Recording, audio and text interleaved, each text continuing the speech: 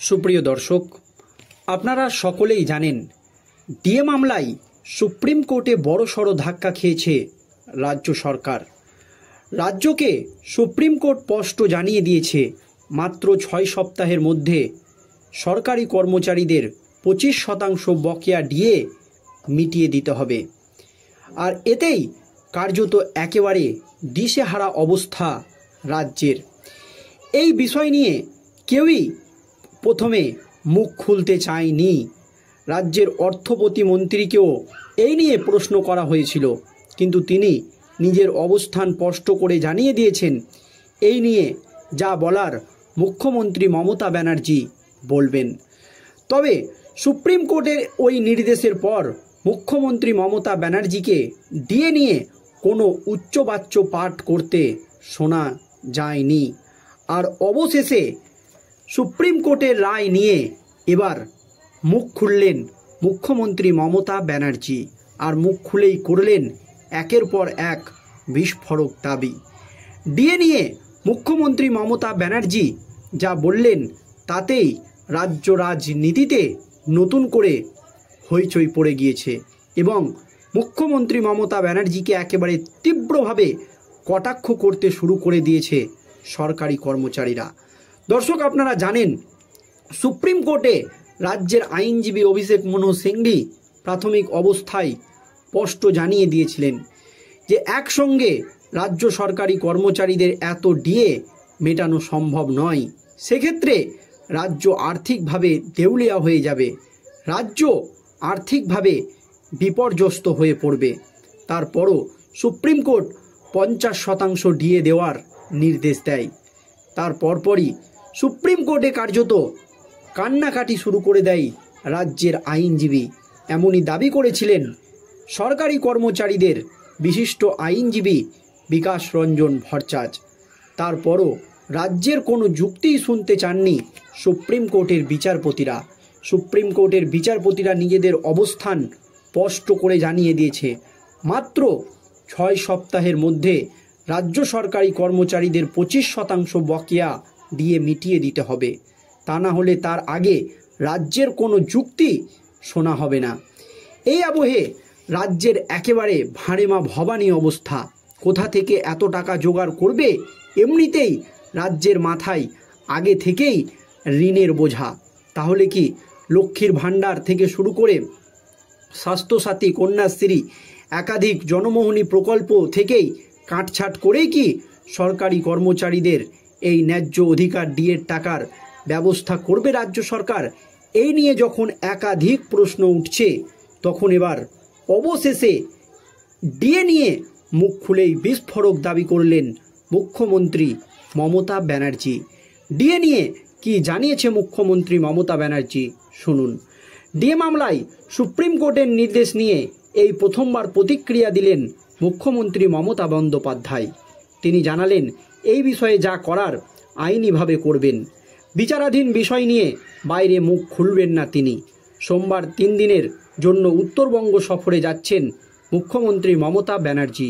দুপুরে কলকাতা বিমানবন্দরে প্রবেশ করার আগে মমতাকে ডিএ নিয়ে প্রশ্ন করা হয়। জবাবে তার সংক্ষিপ্ত প্রতিক্রিয়া, কোর্টের কেসে অর্থাৎ বিচারাধীন বিষয়ে আমি কিছু বলি না, যা করি আইনত করি। গত শুক্রবার রাজ্য সরকারি কর্মচারীদের বকেয়া মহার্ঘ ভাতার ডিএ 25% মিটিয়ে দেওয়ার নির্দেশ দিয়েছে সুপ্রিম কোর্ট। নির্দেশে বলা হয়েছে আগামী 6 সপ্তাহের মধ্যে এই বকেয়া টাকা মেটাতে হবে রাজ্যকে। সুপ্রিম কোর্টের বিচারপতি সঞ্জয় করল এবং বিচারপতি মনোজ মিশ্রের বেঞ্চ সংশ্লিষ্ট মামলার সঙ্গে যুক্ত সকল পক্ষকে আগামী 4 সপ্তাহের মধ্যে লিখিত বক্তব্য জানাতে বলেছে। আগামী 4ই আগস্ট শীর্ষ আদালতে আবার এই মামলার শুনানি হওয়ার কথা। বস্তুত কেন্দ্রীয় হারে এবং বকেয়া ডিএর দাবিতে কলকাতা হাইকোর্টে মামলা করেছিল রাজ্য সরকারি কর্মচারীদের একাংশ। 2022 সালের 20 মে হাইকোর্ট কেন্দ্রের সমতুল্য 31% হারে ডিএ দেওয়ার নির্দেশ দেয় রাজ্যকে। কিন্তু হাইকোর্টের ওই নির্দেশকে চ্যালেঞ্জ করে সুপ্রিম কোর্টে গিয়েছিল পশ্চিমবঙ্গ সরকার। 2022 সালের 28শে নভেম্বর রাজ্যের ডিএ মামলায় প্রথমবার সুপ্রিম কোর্টে উঠেছিল। 2024 সালের 1 ডিসেম্বরের পর থেকে বারবার এই সংক্রান্ত শুনানি পিছিয়ে গিয়েছে শীর্ষ আদালতে। অবশেষে গত শুক্রবার আদালত জানায় হাইকোর্টের পর্যবেক্ষণে কোনো ভুল নেই। রাজ্য সরকারি কর্মচারীদের যে পরিমাণ বকেয়া মহার্ঘ ভাতা রয়েছে তার মধ্যে আপাতত 25% দিতে হবে। এর মধ্যে প্রশ্ন উঠছে, তৃণমূল সরকার আদালতের নির্দেশ মেনে নেবে নাকি অন্য বেঞ্চে মামলা করবে। তৃণমূলের একটি সূত্র জানাচ্ছে, এই নিয়ে যা সিদ্ধান্ত নেওয়ার তৃণমূল নেত্রী তথা মুখ্যমন্ত্রী নেবেন এবং যা বলার তিনিই বলবেন। যদিও প্রথমবার এই নিয়ে প্রতিক্রিয়ায় সরকারের পদক্ষেপের বিষয়ে বিশেষ কিছু বক্তব্য রাখলেন না মুখ্যমন্ত্রী মমতা ব্যানার্জি। অন্যদিকে মুখ্যমন্ত্রীর বক্তব্যের প্রতিক্রিয়ায় সংগ্রামী যৌথ মঞ্চের কনভেনর ভাস্কর ঘোষ বলেন, ডিএ মামলার বিষয়ে প্রাথমিক প্রতিক্রিয়া দিতেও থতমত খাচ্ছেন মুখ্যমন্ত্রী মমতা ব্যানার্জি। কারণ ওর আইনজীবীরাও ভাবতে পারেনি যে এমন একটি কঠোর নির্দেশ আসতে পারে সুপ্রিম কোর্ট থেকে। ওই ধাক্কা রাজ্য সরকার এখনও কাটিয়ে উঠতে পারেনি। আর উনি যখন বলছেন যা কিছু করেই আইন অনুযায়ী করবেন, তাহলে সুপ্রিম কোর্টের নির্দেশ অক্ষরে অক্ষরে পালন করুন। বকেয়া 25% ডিএ দ্রুত মিটিয়ে দিন। এমনই বার্তা দিয়েছেন মুখ্যমন্ত্রী মমতা ব্যানার্জিকে সরকারি কর্মচারীদের সংগঠনের নেতারা। তবে ডিএ মামলা নিয়ে মুখ্যমন্ত্রী মমতা ব্যানার্জি নিজের অবস্থান স্পষ্ট করে জানিয়ে দিয়েছে যে বিচারাধীন বিষয়, এই বিষয় নিয়ে আমি মুখ খুলব না। যা পদক্ষেপ নেওয়ার আইনতই নেব। আইনগত দিক দিয়ে যে যে পদক্ষেপ নেওয়া দরকার আমি সেই পদক্ষেপগুলোই নেব।